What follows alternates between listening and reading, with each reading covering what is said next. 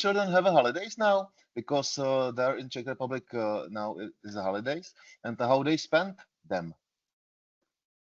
Okay. Our children are going to close schools today, the 8th of August, and they are going to open their schools on the 10th of September. So during holidays, our children, they help with house chores in the houses, they help the caregivers, and we have got a garden project here.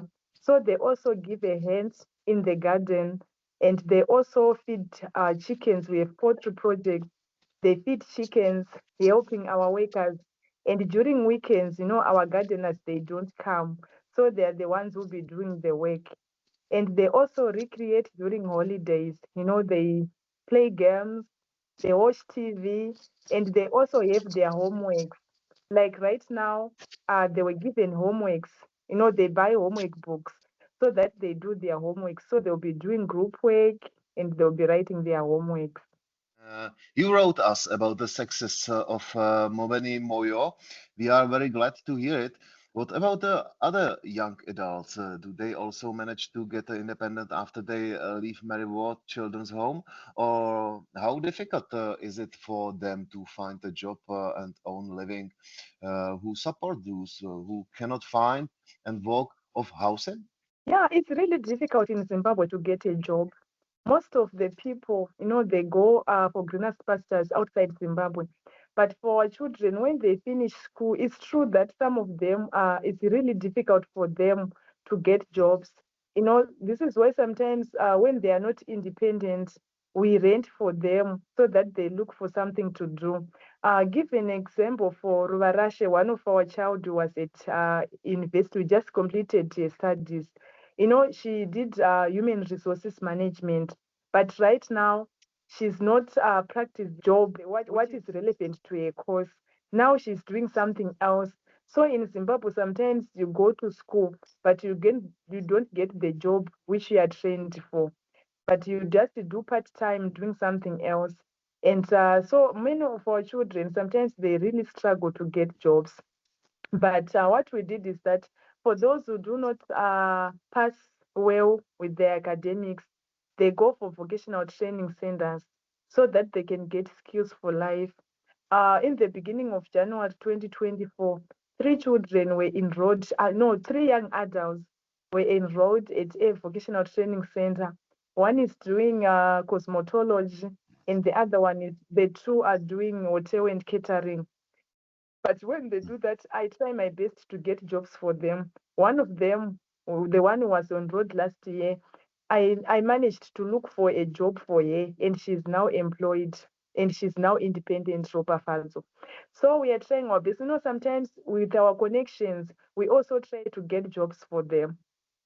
Mhm, But it's mhm. really a struggle, to get a job of the course you learned. Yep, I understand. What the problems have you been facing lately?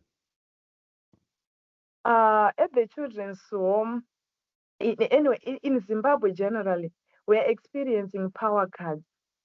Sometimes we spend 10 hours without electricity the whole day. Sometimes it goes at 5 and coming back at 9 or 10 p.m.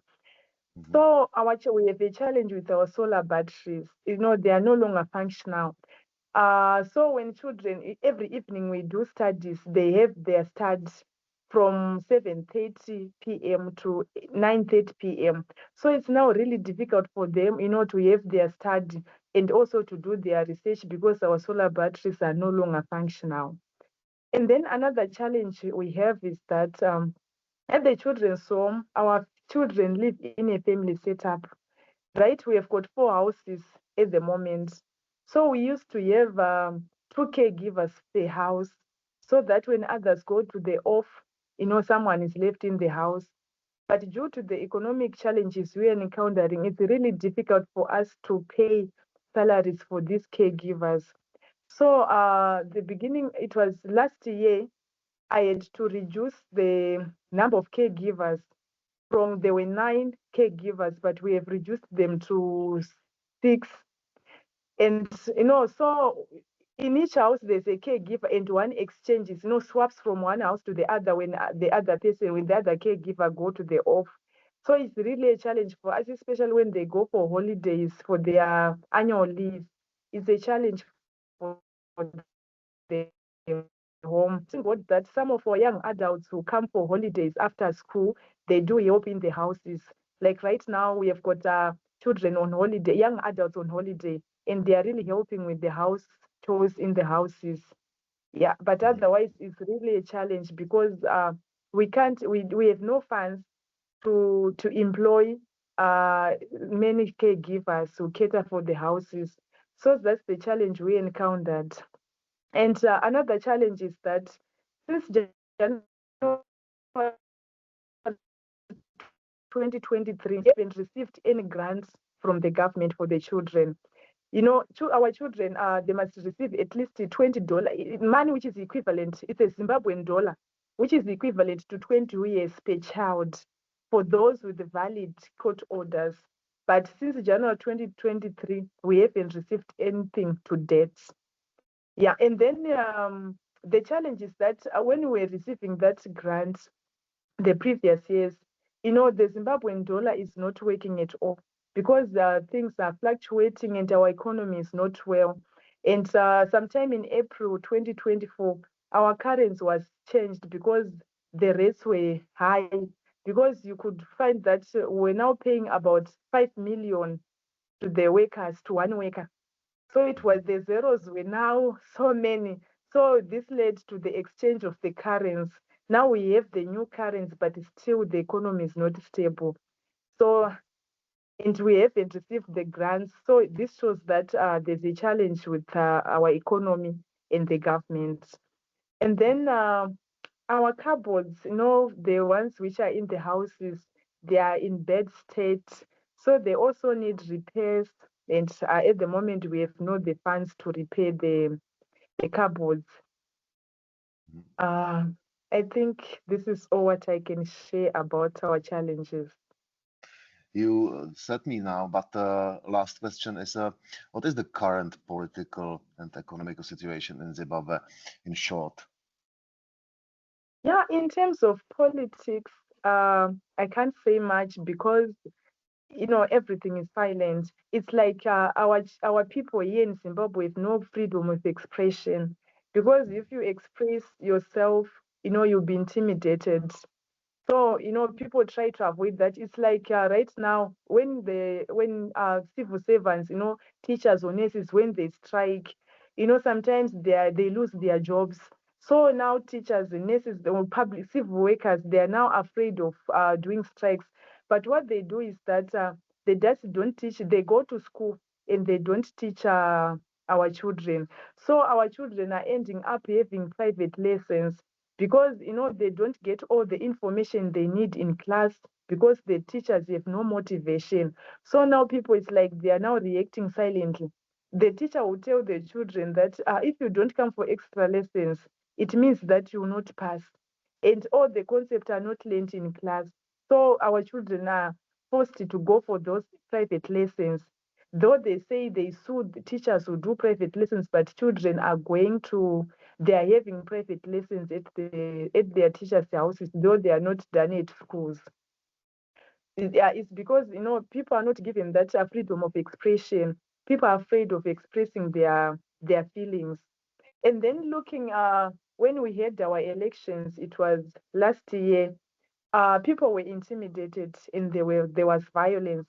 But those things, you know, people they don't say it because they're afraid of their life because we have no freedom of expression in Zimbabwe, right? And then looking at our economy, it seems like our economy is worsening. As I have told you that our currency was changed because you know things were not well and prices were going high, and the you know the one US dollar was equivalent to 15,000 Zimbabwean dollar. Yeah, it was too much. So they had to change the currency. So, you know, and then looking at the issue of our economy as well, right now, many children are being dumped, they are being abandoned. Since January 2024, we have received 12 children who were abandoned. But 2 of them were reunified with their families. The issue is that some of them, some of the families, they are failing to look after their children, so they end up abandoning them. And some of the issues is that the parents are getting mentally ill because they have nothing to feed with their children. Most of them, they come here with their malnutrition, when they have kwashiorkor. And then, so which shows that our economy is not well. People are failing to feed their children. As of last year in November, our farming season, we received little rains, and people did not harvest well. So this is also leading to a number of children suffering from kwashiorkor and people abandoning their children. Yeah, so our economy is not stable at all. Things are not well. And so many people are failing even to send their children to school. Among the children we received a child who was 15 years old, and she was never been to school, which shows that things are not well and the economy is not fine. And among our children, looking at the statistics, we have 4 children who came here whilst they were old and they were never to school. And we started from scratch. They had private lessons. They had to start from grade 5 so that they could get the basic education they need in life. Okay. Thank you for a very interesting interview with you. God bless you and God bless your work. And I'm looking forward to see you in the future again. Oh, okay. Okay, before you finish, I just want to share something with you I'd forgotten. Uh, we had a child, a young adult. When he came here, I think he was 2 years old. He was abandoned by his family, and then the father resurfaced in January 2024 after 27 years. So the young adult was reunified with his family. So we are also happy for that. Great news for the end of the interview. Thanks so much, sister. Well, thank you so much, Say. I thank you so much for your support. Every year we receive a grant from you. May God bless you. And our children are really proud of you. May God bless you abundantly. Thanks so much. Bye bye. Okay. Bye.